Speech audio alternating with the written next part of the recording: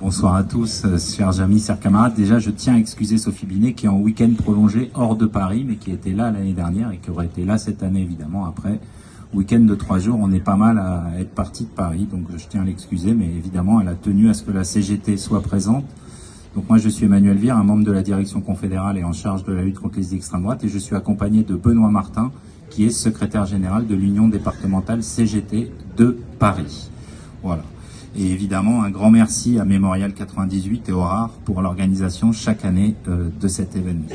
Alors je vais vous lire mon petit discours. Alors il reprend d'ailleurs pas mal de ce que tu as déjà dit, Albert. Excusez-moi s'il y a des redites.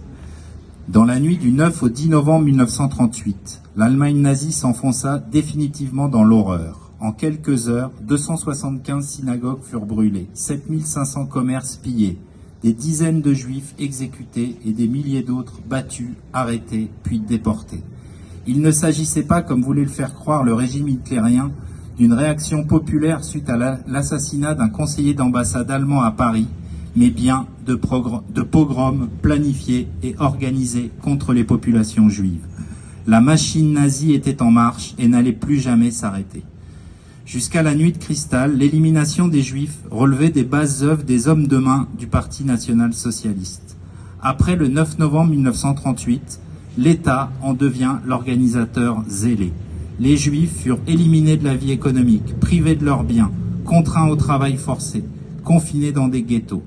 Le 12 novembre 1938, Heydrich, chef de la Gestapo, déclarait « L'élimination des Juifs de l'économie ne résout pas notre problème prioritaire qui est de les refouler définitivement de l'espace vital du peuple allemand. » La Shoah était en marche. Les pogroms de 1938 sont aussi révélateurs de l'indifférence des États démocratiques au sort des Juifs face aux coups de force répétés d'Hitler. En France, si les critiques de la nuit de cristal sont vives dans la presse, le gouvernement Daladier reste muet afin de ne pas compromettre le rapprochement avec l'Allemagne nazie. Rapprochement qui aboutira un mois plus tard au honteux pacte franco-allemand dit Ribbentrop-Bonnet du 6 décembre 1938. Oui, il faut le dire et le répéter. La France n'a pas été à la hauteur et s'est montrée indifférente au sort des populations juives menacées par Hitler, avant de sombrer dans la collaboration et dans l'aide donnée aux nazis pour traquer et déporter les Juifs de France. Le gymnase Japy en est le cruel symbole en devenant centre d'internement lors des grandes rafles menées par la police française en 1941 et 1942. Un gymnase qui sera utilisé à nouveau le 28 août 1958 en pleine guerre d'Algérie, suite aux rafles de plusieurs milliers d'Algériens dirigés par le sinistre préfet Papon. Papon, condamné si tardivement, en 1998, à 10 ans de réclusion criminelle pour complicité de crimes contre l'humanité suite à l'organisation de la déportation des Juifs de la région bordelaise vers le camp de Drancy. 86 ans après, le mal revient et la nausée nous prend. 1 an après l'attaque terroriste du Hamas contre Israël, et alors que la guerre fait rage au Proche-Orient, l'augmentation de l'antisémitisme observée depuis des mois en France ne faiblit pas. 887 faits antisémites ont été recensés au cours du premier semestre 2024, soit une augmentation de 192% par rapport à 2023.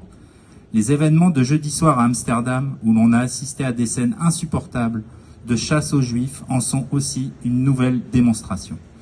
La CGT tient à exprimer toute sa solidarité à la communauté juive de France face à cette recrudescence des actes antisémites. Il faut le répéter, la communauté juive n'est pas responsable de la politique de l'État d'Israël. Rien ne peut justifier ou excuser l'antisémitisme.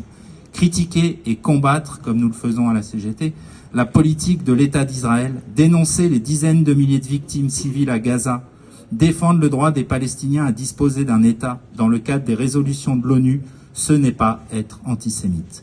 La CGT se bat pour un cessez-le-feu immédiat et la libération des otages encore détenus par le Hamas. Trop de sang a coulé, il faut que cela cesse. Lutter contre l'antisémitisme, c'est aussi dénoncer la duplicité de l'extrême droite. Non, elle n'a pas changé et elle demeure l'héritière de ceux qui ont déporté 6 millions de Juifs. Cette lutte contre le fascisme et ses idées nauséabondes fait partie de l'ADN de la CGT et de ses glorieux militants, à l'image, et on vient d'en parler, des résistants de la Moye, dont notre ancien secrétaire général, Henri Krasucri, déporté à 18 ans à Auschwitz. Dans la période troublée que nous vivons, il est important de revenir à l'histoire et à ses enseignements. La CGT, fidèle à ses valeurs, se tiendra toujours aux côtés de celles et ceux qui luttent contre l'antisémitisme et tous les racismes. Dans ce combat, nous savons pouvoir compter sur des organisations comme le RAR. Je vous remercie. Merci beaucoup. Merci Emmanuel. Je précise, ça va peut-être faire